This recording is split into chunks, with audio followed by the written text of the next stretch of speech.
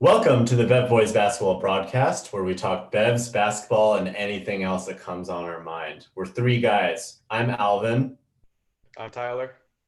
And I'm Nick. All right, y'all. Let's start with our Bevs. What y'all got? I'm gonna start. You know what? I'm gonna start. Set the tone. Set the Full tone. disclosure. I know I look like I'm in Jerry's apartment if you're watching on YouTube or whatever, but I'm not. I'm in a hotel room bathroom right now. I know that traveling is pretty weird, but I'm in southern Utah doing southern Utah things, and it's cold. Otherwise, I'd be camping. Anyways, I drank my bev on the way down here from Salt Lake City, and fortunately, the Quality Inn came in clutch with 4-cup decaf filtered coffee. So I have some here. Yeah, there it is. Nice little cup. I'll give you. I didn't brew it all that well. It never got hot, but we're gonna try it right now. This is gonna be a live camera reaction. Dig it. Wait. So.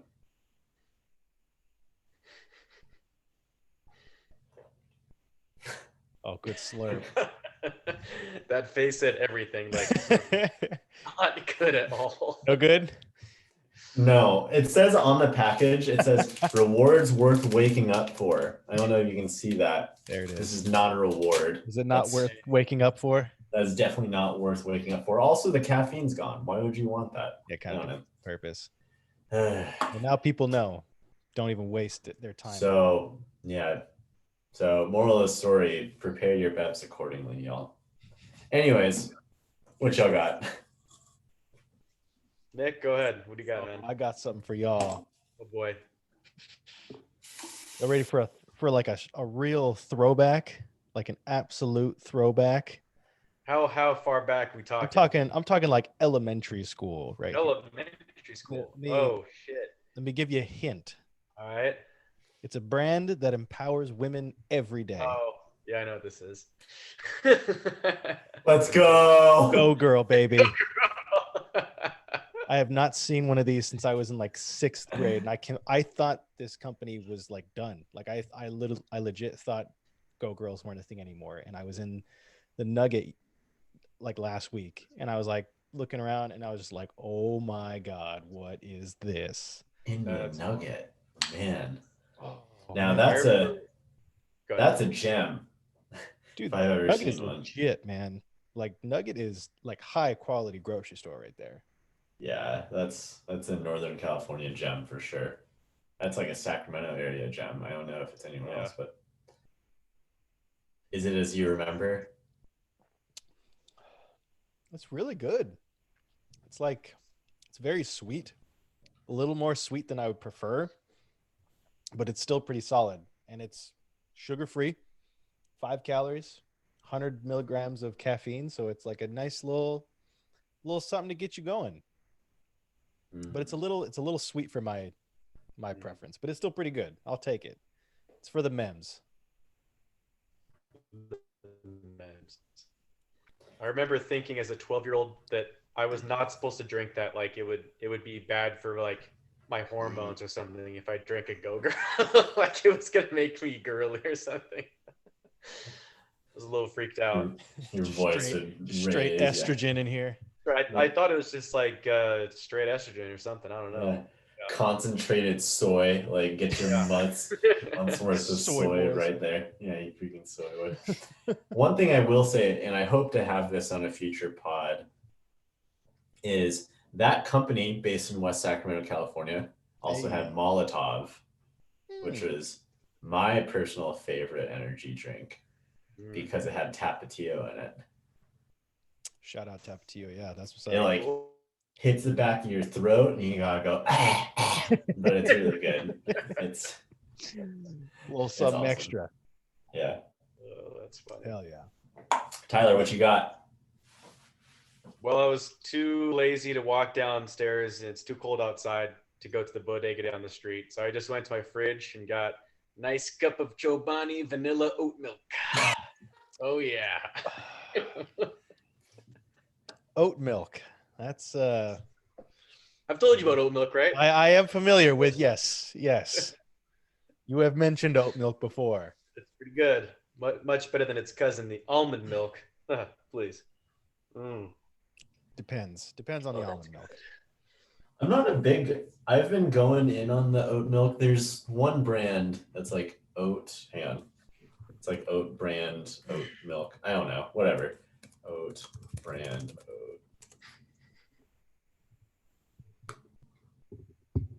oat. Yeah, I don't know. I'm not. Oh, Planet Oak. Planet Oat. Yeah, Planet Oat. Planet Oat, in my opinion, is the gold standard. Yeah, I usually get that one, but Chobani was half off. So what are you gonna do? You know. It's because they have to have it for half off. Yeah. Ooh, first hot take of the day. All right, let's let's move on in. Let's talk some NBA news really quick, huh? So first things first, and my personal favorite, LA Clippers meltdown.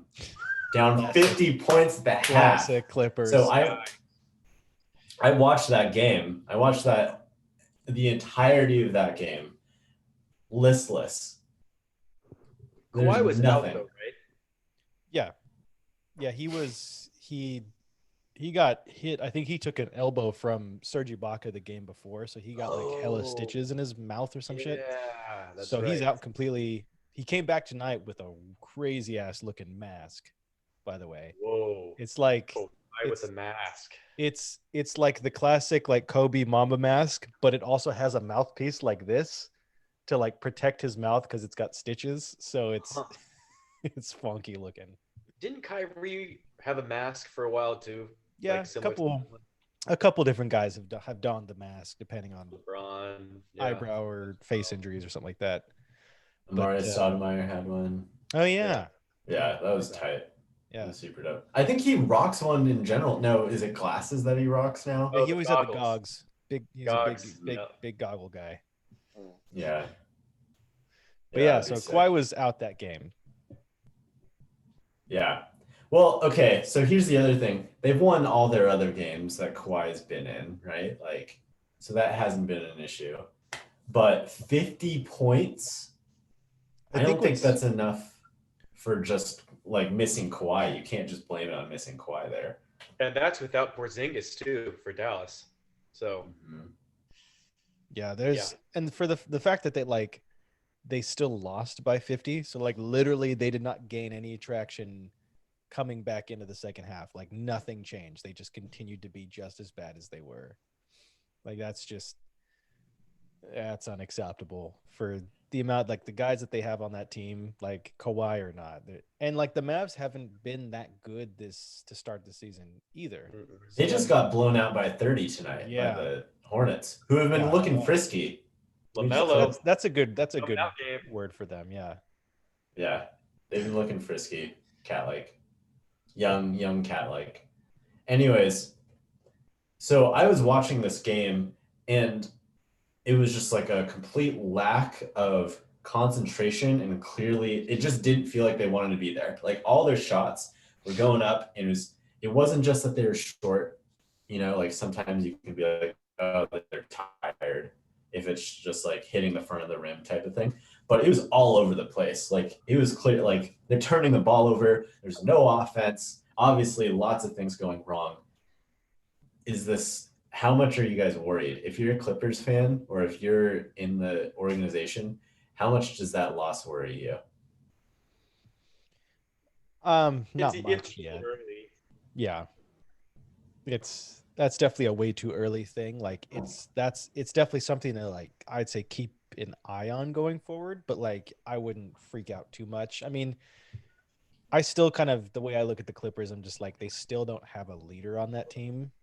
They still don't have anybody that can like get them going when they have games like that, or when they have struggles in the playoffs or whatever. Like they still don't have a guy like that. And that for me is the big thing with them that I still am not all the way in on the Clippers yet. Agreed. I think that Luke Kennard contract's looking pretty bad straight away though. That guy hasn't done anything yet. He's getting paid like $17 million, something like that. Is it really 17 million? It's like what Bogdan got almost. Oh my god! Pretty insane. I think it's 4 and 64, so a little bit less. Okay, still, it's but like, oof. I will say that I do think that people underestimate Luke Kennard, and it's because they haven't been watching enough Detroit Pistons basketball. That's fair. Like the dude is a sieve defensively, but he can run the pick and roll. He can run off screens. Offensively, he's an asset. Great 3-point shooter. Yeah. Great 3-point shooter. Yeah, and like legitimately a secondary handler if you wanted that. And they didn't necessarily need that, but it's good to have. There are a couple counterpoints I wanted to bring up here. So 2 years ago, 2018-19 season, Jazz, second year of Donovan Mitchell's like camp with the Jazz, they lost by 50 like a month into the season, but then they still won by 50 games. So yeah, so it was like November 26th. I don't have a game in front of me, but they lost by like a month into the season. They lost by 50 games, but they still recovered and they still figured it out. Offense was definitely an issue there for them, and they were still like Donovan Mitchell was going through some growing pains. They figured it out eventually. Yeah. But the mindset is that you can figure out all of these like early troubles, like chemistry things. You can scheme around it. You can like get together and as teammates figure out what's wrong. But also last year, the Warriors were just getting cooked every game of the season. And Warriors fans were like, oh, we're not that bad. We're not that bad. Like losing by like 15, 20 regularly. But then they were trash, right? So it's like, which do you believe? So, well, I think it's on Ty Lue to get that team together. I mean, he's got to be the leader for that team. He's all they got. Beverly, who are going to say anything, you know. Mm-hmm. So it's they're riding or dying by Ty Lue's leadership, in my opinion. I don't know. Yeah, I mean, like, because Pat Beverly can't be the leader because he's not one of the best guys on the team. Yeah, agreed. Like if he tries to step up, everyone's just kind of like, "Shut up, dude." Like, whatever. Like, that's like Corey Joseph trying to step up. You're just like, "Nah, dude, stop." Yeah. So yeah, it's either Ty Lue or that's pretty much it. You know, not the Rockets, the Raptors have had a pretty disappointing start to the season. Do you think Kyle Lowry could be on the trading block there? Like, get Ibaka and Kawhi and Kyle Lowry. I don't know what contracts would have to be, but yeah, you'd have to do some sort of Patrick Beverly, Luke Kennard. Probably in picks or something. They don't have picks. Oh, that's right. Yeah, they gave all of them away for playoff P. for poverty P. Bro. He's back with his trainer. He's doing things, I guess. Yeah. Stuff. So he says. So at least with like the Warriors, when they were losing all those games, at least they had their pick, right? So the Clippers don't even have their pick, and that pick became James Wiseman. So he's been pretty nice. He's been pretty nice. Yeah. Let's talk about some rookies a little bit. Let's talk James Wiseman. Yeah. Let's talk early rookie impressions. James Wiseman, I think, has been one of the best rookies so far. Like he looks good. Like he's huge. I knew he was big, but like he's bigger than I remember him like in college and stuff. And I know he bulked up a lot because he's actually been training with. He spent the whole summer training with my favorite trainer in Miami, who like worked with Oladipo and all those guys when they like transformed themselves. He's been working with him all summer long, and like you can see like his body's just like it looks good. NBA ready. You want to name drop really quick, Nick? David Alexander. If anyone's looking for a good trainer on Instagram, look up David Alexander. Everyone thinks about Drew Hanlon and Rico Hines, but no, David Alexander is the one to go for sure. But yeah, he's just like, I don't know, he's just getting after it. Like he just kind of looks super comfortable out there. He doesn't look like he's got like deer in the headlights at all. There was like that cool play where he blocked the shot and then took it coast to coast and just like yammed it on like a couple different guys. Like it was a Giannis type play basically. Like it was pretty sick. Dang. Like he's looking good. I'm pretty hyped about him. Yeah, I think one thing I'll say about him is that it's clear that his like IQ and awareness needs to improve, but I think that'll come with time. Like he hasn't Yeah. played competitive basketball in like a year, Yeah. but like the talent is there. The talent's there, and I'm like, it's just on him to put it together, I guess. Yeah. And seems like so far they're doing it. Also, his jumper looks smoother than I remember it. Yeah. I don't know. I always I was going to ask a question, but it sounds like you kind of answered it. Like, he's not just athletic, right? He actually has skills. What you're saying, I haven't really seen much of him yet. Because I was like, well, is he just like a Thomas Robinson type, where he's just like hyper athletic, but doesn't really play basketball that well, you know? But it sounds like he actually has skills, so that's cool. That's cool to hear. James Wiseman doesn't have like coffee filter packs as hands. Thomas Robinson did, unfortunately. So, and I thought of that analogy just because I'm trying to get the taste of decaf coffee out of my mouth still. I was So, gonna say that is a strange thing to say. you ever try and catch a basketball with a coffee filter? It doesn't work. Oh man. You hold up a cup. All right. Anyways, um, How about anyone else that y'all have been seeing out there that you're interested in? I can talk about a lot of players, but I'm pretty interested to see how Isaac Okoro does because I was pretty high on him, but also like the Cavs have like been lightweight, like lighting it up right now. the Sexland combo. Yeah, like they've actually been pretty sick. Like it looks like they've got a nice little young core going forward for like the foreseeable future. So like I'm pretty excited to sit back and kind of watch them this year and see what they can actually do, how far along they actually come. Because like I was pretty high on Sexton coming out of college. Like I thought he was going to be. I remember. Like yeah, yeah, you were big on him.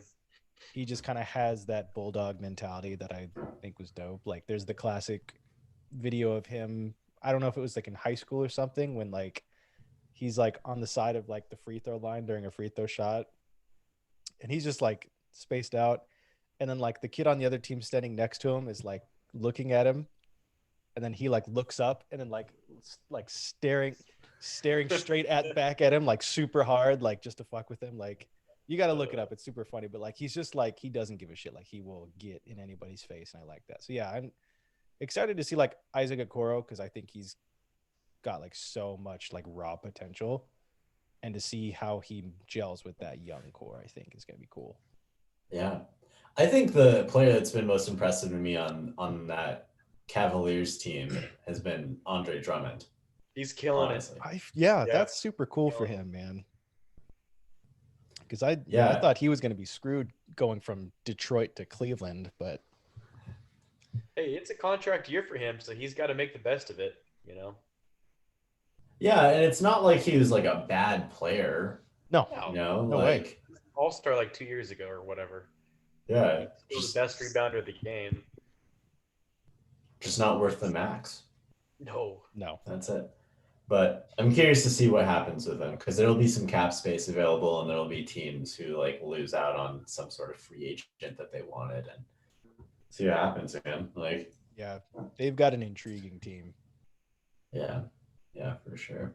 Anyone else that y'all were seeing? Y'all want to talk about? I can talk about Lonzo Ball a little bit if y'all want. I don't know if LaMelo or not. Yeah, LaMelo. Sorry. Okay, yeah. He struggled, but it looks like tonight he finally put up some numbers. He got like 20 points and 8 assists or something, 5 rebounds. It was pretty good from what I saw. I don't know if that's what you saw too. That's what you want to talk about too. Yeah, it was. Yeah, I think tonight he finally was doing something, but he was kind of like not there the last couple of games. It's funny. I was listening to the Ringer last week, and they were talking about rookies and stuff, and they were talking about him, and it was like he's got so much like swag and like sauce to like the stuff he does that he makes you forget that like he just went like 0 of 10 right before that and like can't play defense, but then he does that one like crazy pass and you're just like, oh my god, he's so sick, but then like you forget about all these crazy flaws. But like he's fun to watch, and I think he's gonna be dope, but like he's still like there's obviously just going to be an absurd amount of hype and attention going towards him because of who he is and the family and everything. But yeah. So I didn't know this. His full name, according to Basketball Reference, is LaMelo LaFrance Ball. LaFrance. Come on, LeVar. Oh my god. Yeah, shout out that nickname, dude. Lala. Speaking of, oh crap, what's her name? So I'm looking at this game that they played tonight.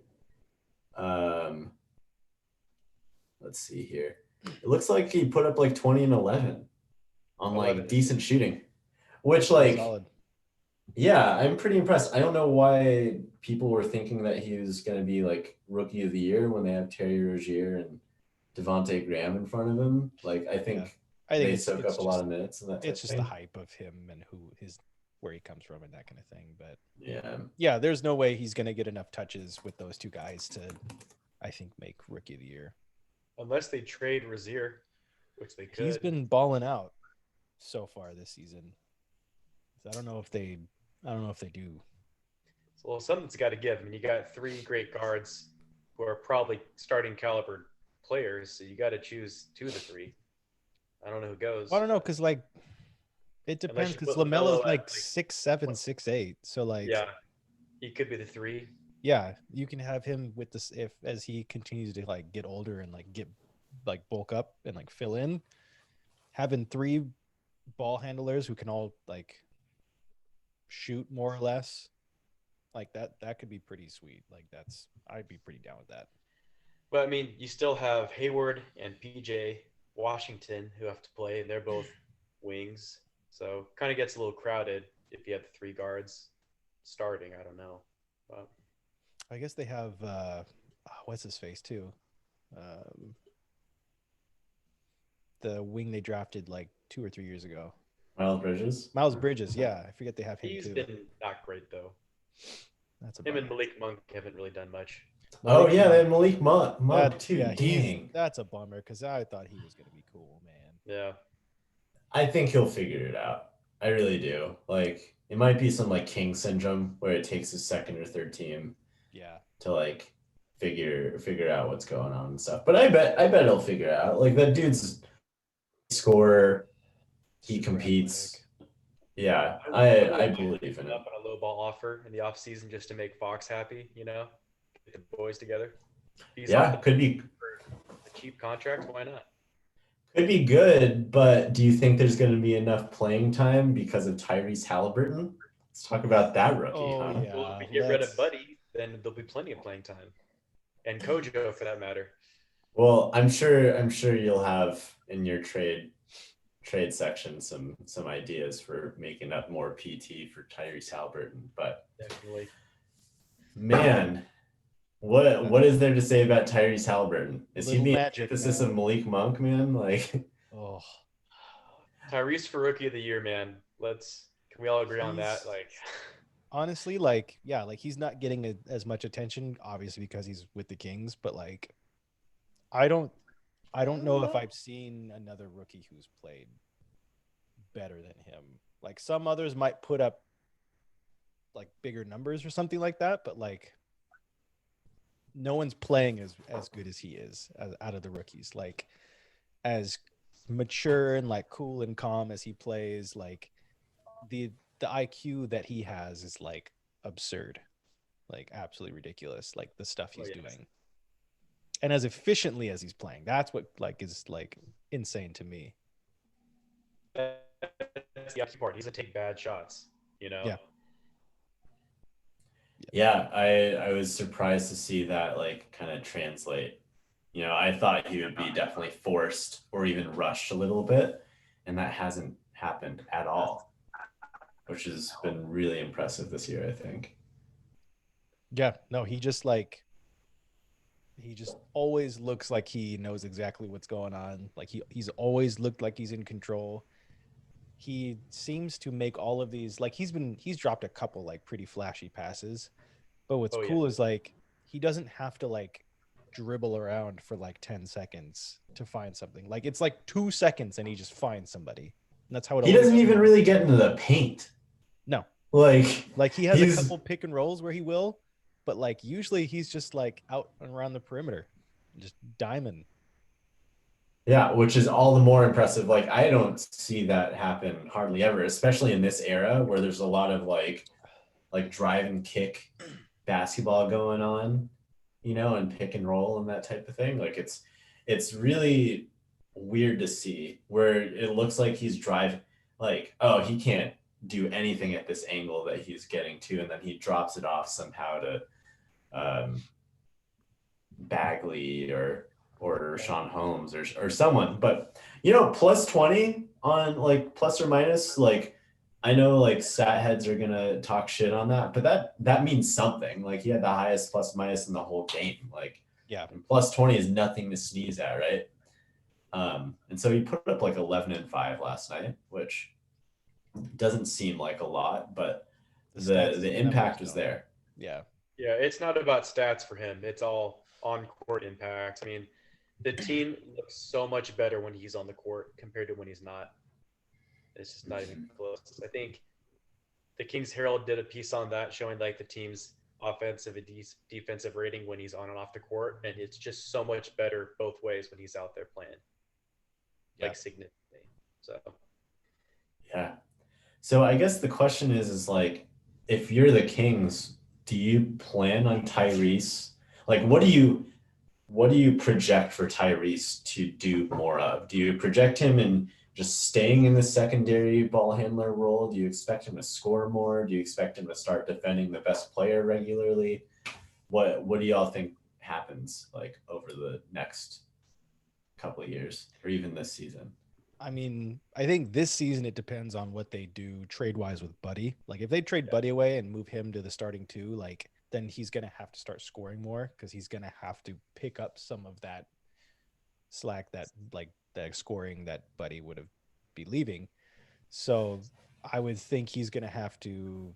I would like to see him attack the rim a bit more because I feel like I haven't seen him do that as much, which is like that's fine because like he hasn't needed to. But like I think if he were to move to that starting role, if Buddy gets traded, I would like to see him maybe slashing a bit more and maybe take one or two more threes because he's freaking shooting 50% from three right now. Like he's looking great. Yeah. I think we could expect him, if he was a starter, to put up 15, 5, and 3 to 5 rebounds a game. Right? I mean, does that sound fair? Like, pretty good contribution all around. 15, 5, and 5, I think is pretty. Something like that. Yeah. Yeah. Yeah. If I'm honest, I don't think he'll ever, like, even in his prime, I don't think he'll go much more than that. But he will be, like, one of the 3 best players on the team. Yeah. That's like Draymond, right? Draymond Green never was a scorer, really. But when he was on the court in his prime, everything ran perfectly. Not that he's going to be that good of an orchestrator, but just the IQ, the ball handling, just the overall skills. You can just plug in all those gaps, like what Boggs was doing last year, but without all the dribbling. Yeah, way less dribbling. That's like my hot take for today is that he is a more efficient version of Boggs. Like he's a more efficient Bogdanovich, basically.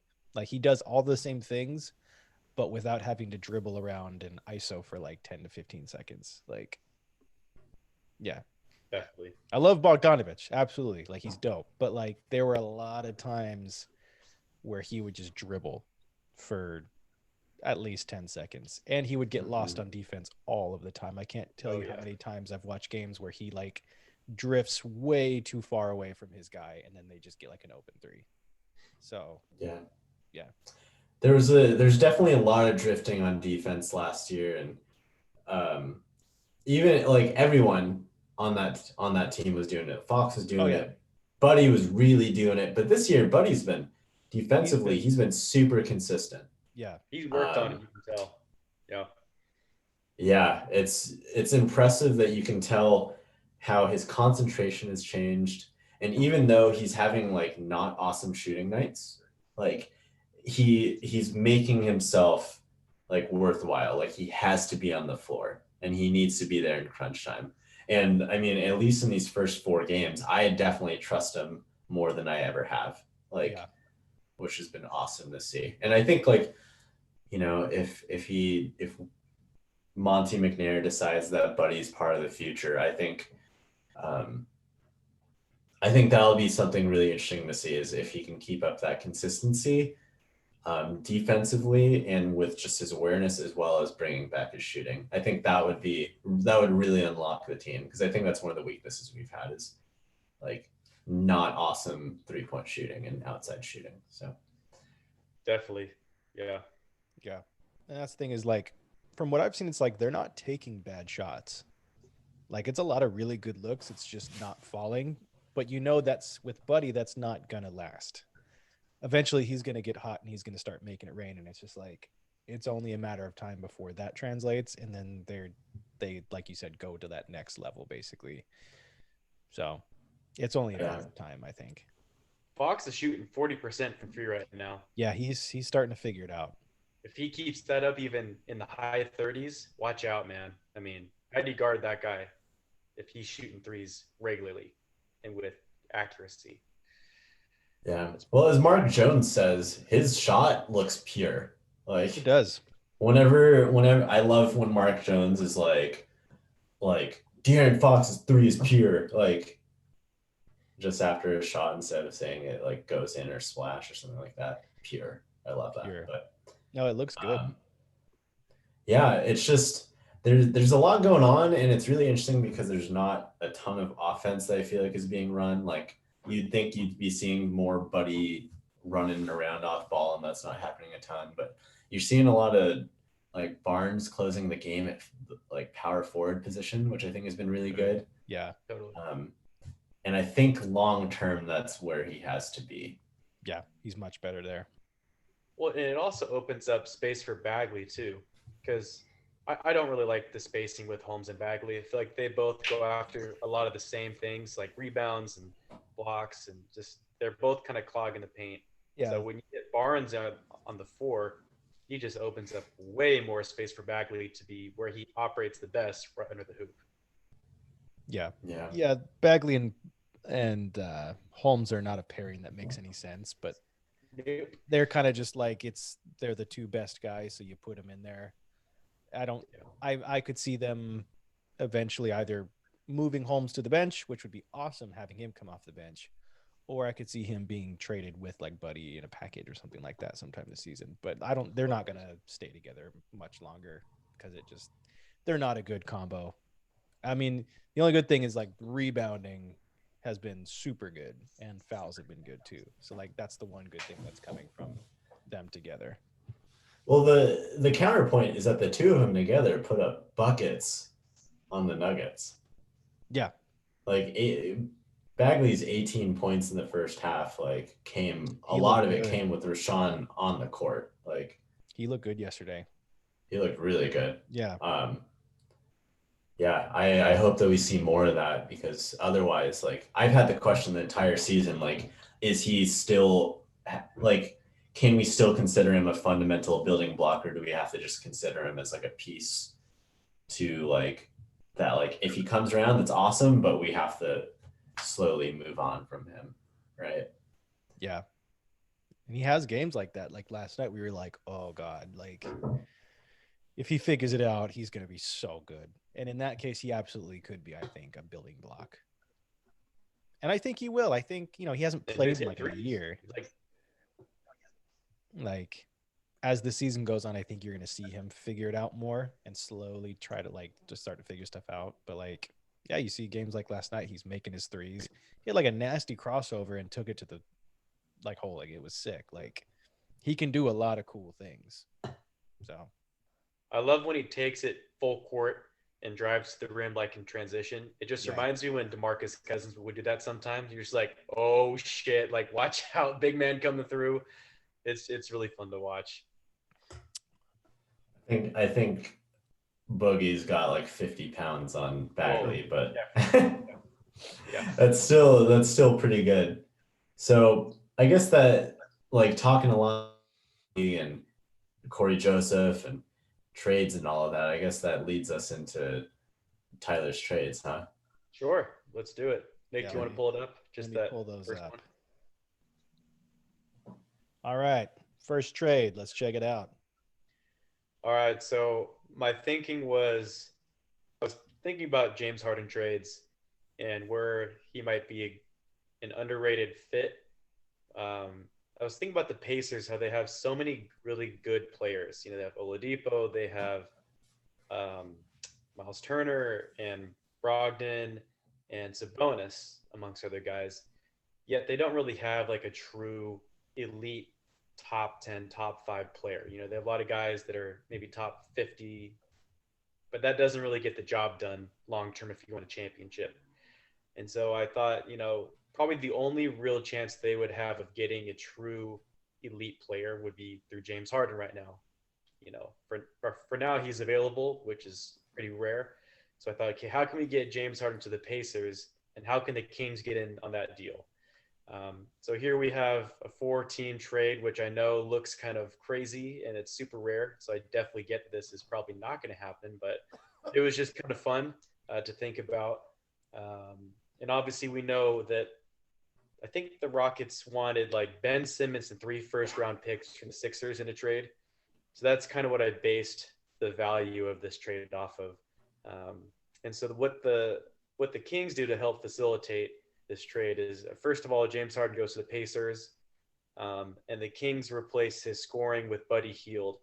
That's kind of the basis of, okay, the Rockets get a shooting guard who can light it up from 3, just like James Harden is. He'll fit great next to John Wall. And who doesn't want to see Buddy Hield and DeMarcus Cousins play together, right?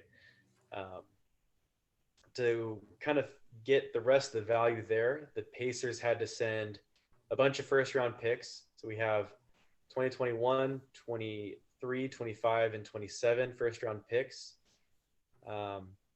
as well as just some more filler with Rashawn Holmes, Doug McDermott, and TJ McConnell. And the idea of swapping McDermott with PJ Tucker is that the Pacers would probably want some more toughness in the power forward position, more so than what McConnell or what McDermott could give. There still remains the question of what do you do with Victor Oladipo. Obviously, if you have James Harden, you don't need Victor anymore. So I thought the Mavericks could use an upgrade. We know that Kristaps Porzingis is always hurt, and they could just use some extra help. And so I figured, why not send Oladipo to the Mavericks? And in order to make that happen, they would have to shed some salary. And the Kings have plenty of salary to take on. So we would take on Tim Hardaway Jr. and as well as Miles Turner to help make this deal happen for the Pacers. We all know that we love Turner and that he would fit in nicely with Bagley. So that was kind of the win for the Kings. And as well, the Mavericks, since we know that Oladipo is better than Hardaway Jr., they would contribute a protected first-round pick to the pot for James Harden. So you get a total of 5 first-round picks, Buddy Hield and filler for the Rockets in exchange for James Harden. And then the rest you can kind of see right there. So that is the crazy convoluted trade I've come up with today, and I'd love to hear guys' thoughts about it. I think my first hot take here is that James Harden will be trash on the Pacers. Ooh, why do you think that? Because the strip club and nightclub life is going to be awful. He needs it. It's clear that he needs it. It's obviously, yeah, it's his juice. It's what sets him apart, man. You got to let him go. And only thing he's going to be doing is going to French Lick and seeing that Jerry Reynolds is the second most popular or famous person from the city, dude. Come on. I don't even know how far away Indianapolis is from French Lick, but couldn't tell you. Yeah. But think about that team he'd be with. You know, it's Brogdon, Harden, T.J. Warren, P.J. Tucker, and Sabonis. I mean, that's a pretty solid, pretty damn good team. That's pretty cool. And I was comparing it in my mind to like the Cavaliers when LeBron and Kyrie and Kevin together, somewhat. I mean, you have James Harden, who's like the LeBron. Sabonis is almost like Kevin Love. Like they're pretty similar. Obviously, Brogdon's not as good as Kyrie, but you're kind of starting to see like the level of talent is getting there to the point where they could really compete for a championship, at least the Eastern Conference Finals. Yeah, that's a lot of good scoring on that team. Yeah. Dang. Yeah, it's interesting. I wonder if the Rockets will like be happy with something like this. They might want more. They want I don't know what they would want, but That's a lot of picks. that is a 5 lot of picks. That's more than what the Clippers got for Paul George, which I mean, obviously James is better, but like that's still quite a bit. Plus, they get a Yeah. good piece in Buddy Hield too, which is like pretty cool. Yeah. I mean, I look at this and it's like I feel like it's pretty, considering what everybody's giving up and getting. It seems like a pretty even trade all around to me. Like, Well, thank you. yeah, like I don't see anyone here that's like a serious loser in this trade. Like everyone gets something that they need or want, or like, yeah. Like I would love to have Turner on the Kings. James Harden with the Pacers would be sick. Rockets get a crap ton of picks, and then Oladipo could be the extra star or whatever that the Mavs could use to kind of get them over the hump.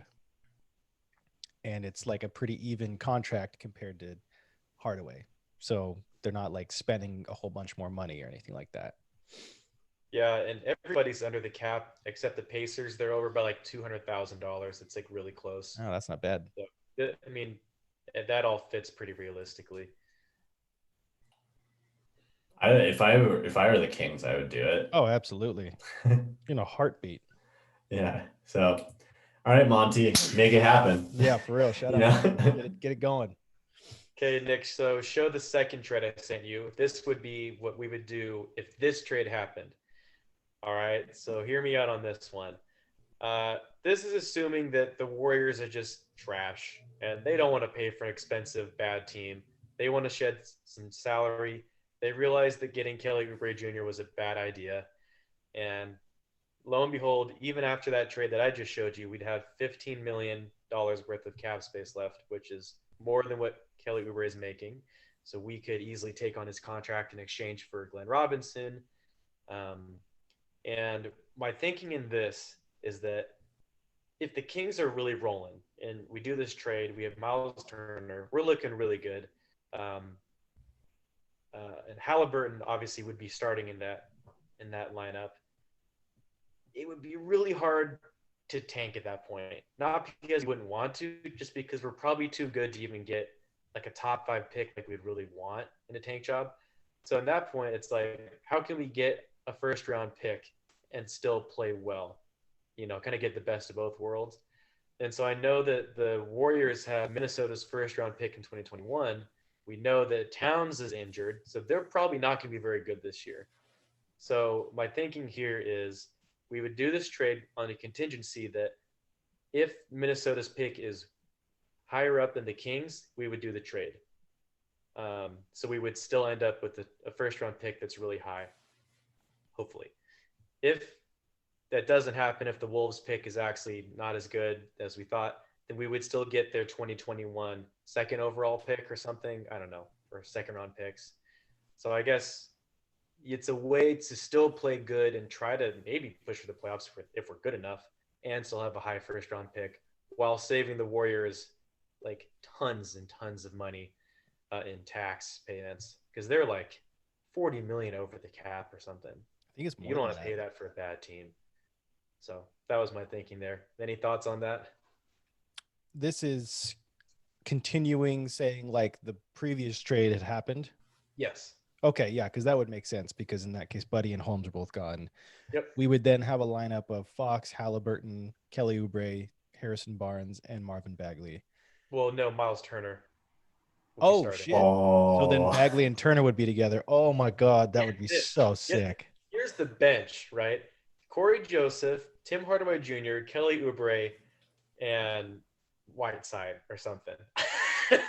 Oh, my God. That would be a pretty damn good team, man. And you're under the cap, and you have hopefully a high first-round pick in 2021. That's good defense, too, with Kelly Oubre, Haliburton, Evan Turner. Like Fox can play defense. Like, not only is that good scoring, but like that's good defense too. And you've got guys. Oh man, that would be a really cool team. I know the haters would say this would never happen. I want this to happen so not. bad. I would love this. I would love it. Yeah, this would be unreal how cool this team would be. Yeah. Turner and I mean- Bagley together would be so sick. Like they would complement each other so well. Kelly Oubre would give us the wing we've been needing for a long time, and he's young, so he fits the timeline with all these other guys, as does Evan Turner. Like, We'd be doing Kelly Oubre a favor too. He'd be Yeah. saving a lot moving to Sacramento from the Bay Area. So true that. It's really about helping Kelly Oubre have just the best life, you know. It's all yeah. Yeah. He could pull anyone he wants in Sacramento. A little bit harder in he's- the Bay. The Yeah. Kings could have the cutest NBA player in He's the whole cute league. as hell, man. Yeah, Come on. There's already some cuties on this team. Tyrese Haliburton. We Oh, won't talk about it. I like both of these trades. just I like cuties both all of these around, trades. man. Yeah, there's cuties all around, and I think like that's important. Yeah, And facts. I think Tyler in these two trades, if they were to happen, Sacramento Kings become the cutest NBA team out there. Yeah. So, I love that. Yeah, this And would be that's what it's all sweet. about. And It's we not still get a about- pick out of it too, like in a dope draft. Like, And Yeah. you know, the Warriors save tons of money, and they still get a first-round draft pick in 2021. They just slide back a few. yeah, It is, you know. I was trying to make it fair still. you know. yeah, I like that. Yeah. Monty McNair Yeah. wins GM of the year. You mean I win GM of the That's year. yeah, that too. Yeah. Tyler, I'm rooting for you, man. Yeah. Um, Me too. All right. Before we close up tonight, let's talk hot takes or closing remarks. Y'all. I'd like to Okay. read the hot take that I had said early on about Markelle Fultz. Okay. Stuff, man. He's looking pretty good.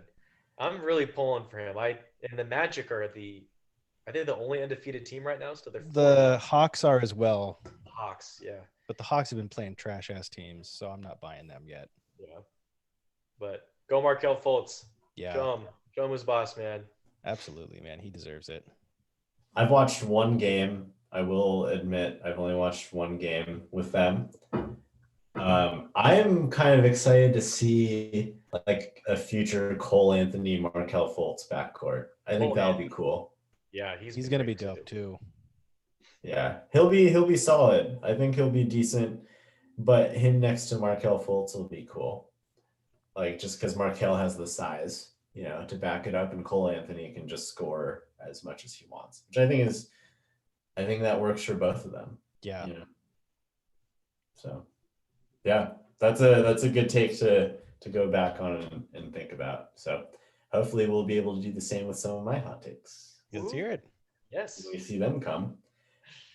All right, Nick, I know that you shared a hot take earlier. Do you have anything else or other thoughts you want to close on? That was the Halliburton one. Was pretty much that was my hot take for today. That he's a more efficient Bogdanovich. Yeah, and we talked about that, so Yeah, that's a good take. All right, my take is that Rashawn Holmes is 2020 Costa Koufos. whoa. I love it. With his little push shot. They got the push shot. Dude, it's automatic. Automatic, baby. He's been watching the vids, dude. It's obvious. I'm waiting for him to pull from three with the little floater, Oh. like Koufos did that. There was like one time where he for whatever reason just like little floater from the three and just drained. Oh gosh. Couldn't help himself. Yeah. Yeah, those Rockets won't know who they're getting when Yeah, they don't realize when this trade happens, Tyler, that they're getting 2020 Costa Koufos. it's pretty good. Oh yeah. Yeah, that's pretty good.